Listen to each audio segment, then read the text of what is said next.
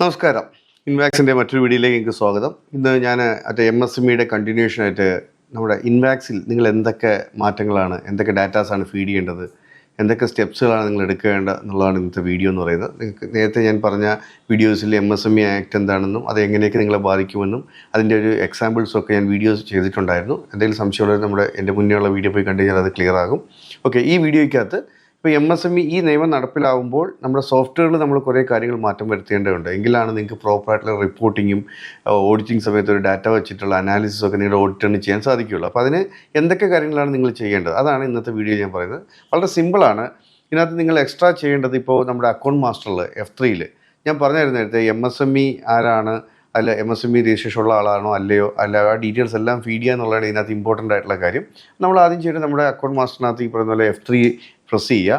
F3ക്കകത്ത് നമ്മൾ ഓൾറെഡി നമ്മുടെ പാർട്ടിയുടെ ഡീറ്റെയിൽസ് എല്ലാം കൊടുത്തു വെച്ചിട്ടുണ്ട്. ഇൻ അഡീഷൻ ടു ദാറ്റ് ഇപ്പോൾ നമ്മൾ ചെയ്യേണ്ടത് ചിലപ്പോൾ ഓൾറെഡി ക്രിയേറ്റ് ചെയ്തിരിക്കുന്ന ഒരു പാർട്ടിയുടെ നമുക്കിവിടെ പുതിയൊരു ടാബ് ഇവിടെ വന്നിട്ടുണ്ട്. TDS/MSME ഡീറ്റെയിൽസ് ഒരു ഹെഡ് വന്നിട്ടുണ്ട്. ഇവിടെ ക്ലിക്ക് ചെയ്യുക.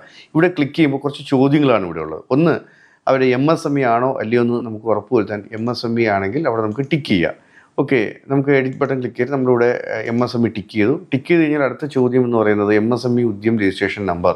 ഇത് ഒരാൾ MSME രജിസ്ട്രേഷൻ ഉണ്ട് എന്ന് പറയുന്നിട്ട് മാത്രം കാര്യമുള്ളൂ. നിങ്ങൾ തീർച്ചയായും അവരുടെ രജിസ്ട്രേഷൻ സർട്ടിഫിക്കറ്റ് നിങ്ങൾ മേടിച്ചിട്ടുണ്ടാകണം. ആ രജിസ്ട്രേഷൻ സർട്ടിഫിക്കറ്റിലാണ് നമുക്ക് തിരിച്ചറിയാൻ സാധിക്കുക അയാളുടെ രജിസ്ട്രേഷൻ നമ്പർ, അയാളുടെ nature of business, means he's A manufacturer ആണോ, അല്ലെങ്കിൽ സർവീസ് പ്രൊവൈഡർ ആണോ, അല്ലെങ്കിൽ ട്രേഡർ ആണോ, ഇനി അതിൽ തന്നെ അയാൾ മൈക്രോ ആണോ, അല്ലെങ്കിൽ മീഡിയം ആണോ, അല്ലെങ്കിൽ സ്മോളോ ആണോ, ഇത്തരം കാര്യങ്ങൾ നമുക്ക് ആ രജിസ്ട്രേഷനിൽ നിന്നായിരിക്കും അറിയാൻ സാധിക്കുക. അപ്പോൾ തീർച്ചയായും നിങ്ങൾ നിങ്ങളുടെ സപ്ലയറിൽ നിന്ന് MSME രജിസ്ട്രേഷൻ ഉള്ള ഒരാളാണെങ്കിൽ അദ്ദേഹത്തിൻ്റെ ഉദ്യം രജിസ്ട്രേഷൻ സർട്ടിഫിക്കറ്റ് മേടിക്കുക. അതിൽ നിന്ന് ആ കാണുന്ന ഡീറ്റെയിൽസ് ഉദ്യം രജിസ്ട്രേഷൻ നമ്പർ ഫില്ല് ചെയ്യുക. അടുത്ത ചോദ്യം MSME ടൈപ്പ്, അതായത് മൈക്രോ ആണോ, സ്മോളോ ആണോ, മീഡിയം ആണോ എന്നുള്ളത്. ഞാൻ നേരത്തെ പറഞ്ഞു, മീഡിയം ആണെങ്കിൽ ഈ പറയുന്ന നിയമം ഒന്നും നമുക്ക് ബാധകമല്ല. മൈക്രോയോ സ്മോളോ ആണെങ്കിലാണ് ഇത് നമുക്ക് ബാധകമാവുക. ഞാനിപ്പോൾ ഇവിടെ മൈക്രോ എന്ന് കൊടുത്തു. അടുത്ത് ക്രെഡിറ്റ് എഗ്രിമെൻ്റ് ഉള്ള ആളാണോ ഇല്ലയോ, അതായത് നിങ്ങളും ഈ പറയുന്ന സപ്ലയറും തമ്മിലൊരു ക്രെഡിറ്റ് എഗ്രിമെൻറ്റ് എന്തായാലും ഉണ്ടാക്കേണ്ടിയിരിക്കുന്നു.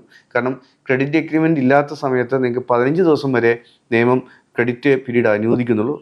ക്രെഡിറ്റ് എഗ്രിമെൻ്റ് ഉണ്ടെങ്കിൽ നിങ്ങൾക്ക് 45 ഡേയ്സ് വരെ ക്രെഡിറ്റ് പീരീഡ് അവൈൽ ചെയ്യാം.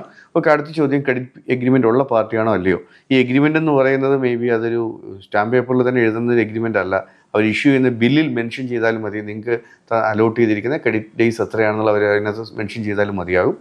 ഓക്കെ, ഇവിടെ ക്രെഡിറ്റ് എഗ്രിമെൻ്റ് ഉള്ള ആളാണെങ്കിൽ yes or no നമ്മളത് കൊടുത്തു. ദെൻ അടുത്ത ടൈപ്പാണ്, whether he's A trader or manufacture. ഒരു ഫീൽഡൂടെ അതിനകത്ത് അധികം വരും, സർവീസ് എന്ന് പറയുന്നത്.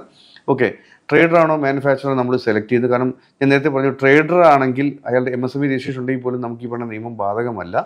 നമുക്ക് മാനുഫാക്ചറോ അല്ലെങ്കിൽ സർവീസ് പ്രൊവൈഡർക്കോ ആണ് ഇതിൻ്റെ ബാധകമാവുക. നമ്മളത് സെലക്ട് ചെയ്തു. ഇത്രയാണ് നിങ്ങൾ ചെയ്തു വെക്കേണ്ടത്. ഇത് സേവ് ചെയ്ത് കഴിഞ്ഞാൽ ഓട്ടോമാറ്റിക്കലി ആ ഡാറ്റ നമ്മളിവിടെ സേവ്ഡായി. ഓക്കെ, നമുക്ക് ഈ പറയുന്ന ഡാറ്റ ഫീഡ് ചെയ്ത് കഴിഞ്ഞാൽ നമുക്ക് റിപ്പോർട്ട്സ് എന്ന് പറഞ്ഞ മെനുവിൽ നമുക്ക് പർച്ചേസിനകത്ത് പെൻഡിങ് FCFS എന്ന് പറഞ്ഞിട്ട് നമ്മളൊരു റിപ്പോർട്ടുണ്ട്. ഇതിനകത്താണ് നമ്മൾ ഈ പറയുന്ന ക്രെഡിറ്റ് ഡേയ്സ് അനുസരിച്ചിട്ട് ഏജിങ് റിപ്പോർട്ട്സ് നമ്മൾ ഇൻക്ലൂഡ് ചെയ്യുന്നത്.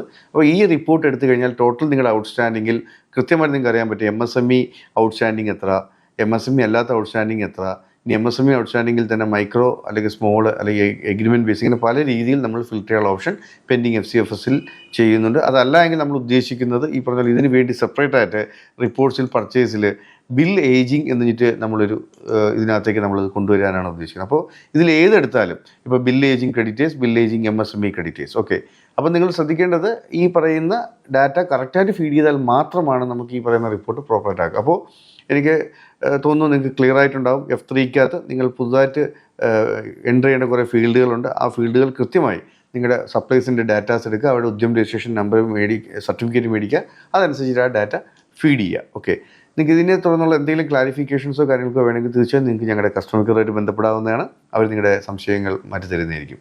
വീണ്ടും ഇതുപോലത്തെ ഒരു വീഡിയോ നിങ്ങളുടെ മുന്നിലേക്ക് വരുന്നതായിരിക്കും. Till then bye.